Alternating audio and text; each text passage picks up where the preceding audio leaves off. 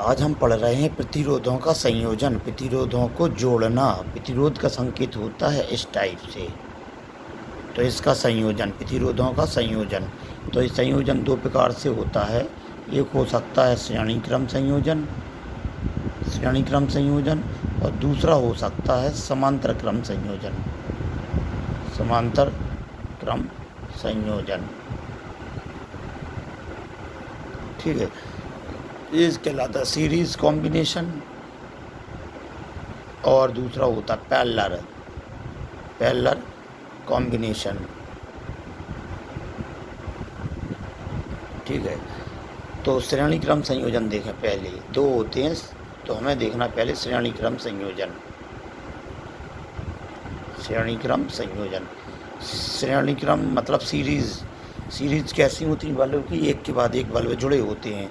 उसी प्रकार प्रतिरोधों को एक के बाद एक जोड़ देना। प्रतिरोध का संकेत ये होता है कि एक प्रतिरोध R1 है, एक प्रतिरोध R2 है, और कई प्रतिरोध हो सकते हैं, एक प्रतिरोध माना R3, इस प्रकार कई हो सकते हैं। इन्हें श्रेणी क्रम में जोड़ा गया है, मतलब एक के बाद एक।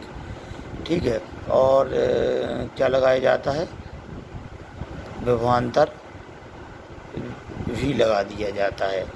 ठीक है, तो प्लस से धारा चलती है और माइनस की ओर आती है, ये इसकी दिशा होती है श्रेणी विद्युत धारा की। तो ये संयोजन श्रेणी क्रम है। तो अपने लिए ये बताना है कि कई प्रतिरोध जोड़े R1, R2, R3 श्रेणी क्रम में, तो परिणामी प्रतिरोध क्या होगा, बढ़ जाएगा, जुड़ जाएंगे कि घट जाएंगे, या मतलब प्रतिरोध बढ़ जाता है या घट जाता है, ये बताना है। ठीक है, तो प्रतिरोध के बारे में ओम का नियम है। ओम का नियम ये क्या कहलाता है, V समानुपाती I, चालक के सिरों पर लगाया गया विभवांतर चालक में प्रवाहित विद्युत धारा के समानुपाती होता है। एक नियतांक R आ जाता है, जिसे प्रतिरोध कहते हैं, चालक का प्रतिरोध R। ठीक है, तो ये ओम के नियम का उपयोग करना है, क्योंकि उसी के ने V और R के बारे में बताया था। ठीक है, तो ओम का नियम ये लगाएंगे। तो हम क्या करें कि जब I करंट V विभवांतर से माना I करंट प्रवाहित हो रही है, तो श्रेणी क्रम संयोजन में क्या होता है, वायर एक ही है, वायर एक है, इसलिए वायर में एक समान करंट आई जाएगी। ठीक है, लेकिन प्रतिरोध अलग अलग हैं, ये V बराबर IR होता है, तो प्रतिरोध अलग अलग हैं, करंट एक समान है।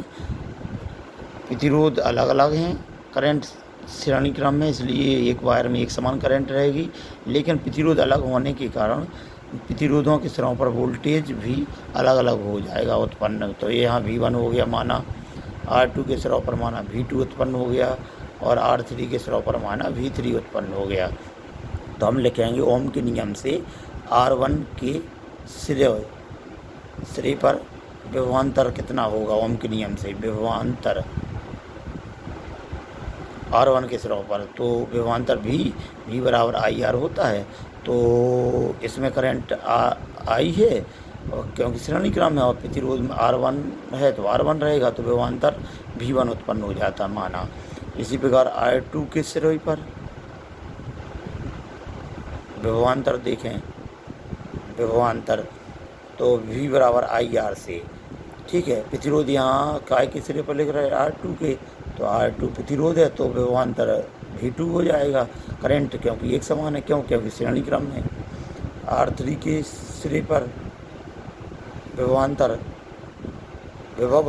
एक ही बात है, तो यहाँ पर ने माना है IR V बराबर IR से। प्रतिरोध किसने के सिरे पर ले रहा है, 3 के, प्रतिरोध 3 है, तो करंट एक समान है, तो कुछ बदल जाएगा, तो यहाँ पर ने मान लिया V3।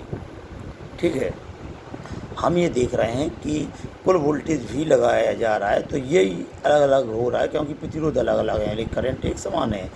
तो यहाँ स्पष्ट है कि कुल विभव कितना लगाया है, या विभवांतर V, कुल विभवांतर V है, तो वो अलग अलग प्रतिरोधों के सिरों पर कितना विभवांतर होगा, उतने के योगफल के बराबर होगा। तो कुल विभवांतर अलग अलग विभवांतर के योगफल के बराबर हो जाएगा। कुल विभवांतर लगाया है, जैसे 10 है तो 3 भाग में बट गया, 3, 3, 6 और 4, 10, तो कुल विभवांतर कई अलग अलग रूप में बट गया प्रतिरोधों पर, तो इस टाइप से जुड़ जाएगा। तो V बराबर क्या होता है, I यहाँ मान रख दो, ये V1, V2, V3 का क्या है, IR1 IR2 IR3। ठीक है, यहाँ आई सब में कॉमन आ रहा है, यहाँ तो R1 बचेगा, R2 बचेगा, R3 बचेगा। ये सब भी वोल्टेज चला ही रहा है। ठीक है, तो प्रतिरोध बताना है, घटना है या बढ़ना है, तो प्रतिरोध एक साइड लग लें, मतलब ये करंट यहाँ त्रिक गुणाकार की बटे में ले आएंगे अपॉन में, तो यहाँ बचेगा R1 + R2 + R3 एक कोष्टक।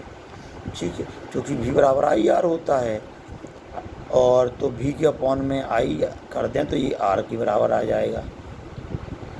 इसका मतलब ये ओम के नियम फिर से लगा दें कि यदि कई प्रतिरोध जोड़े तो कुल प्रतिरोध यदि हम R मान लें इस पूरे संयोजन का, तो भी कुल वोल्टेज है, ये कुल करंट है, तो R क्या है? कुल प्रतिरोध। कुल करंट है, कुल वोल्टेज है, तो ये R क्या हो जाएगा? कुल प्रतिरोध। तो ये R आ जाएगा कुल प्रतिरोध परिपथ का संयोजन का, तो ये आ जाएगा बराबर इतना। स्पष्ट है कि इस प्रकार के संयोजन का परिणामी प्रतिरोध यदि R है तो वो सभी प्रतिरोधों का योगफल होता है, मतलब परिणामी प्रतिरोध जुड़ जाता है क्योंकि प्लस में आ रहे हैं। ठीक है, परिणामी प्रतिरोध जुड़ जाता है।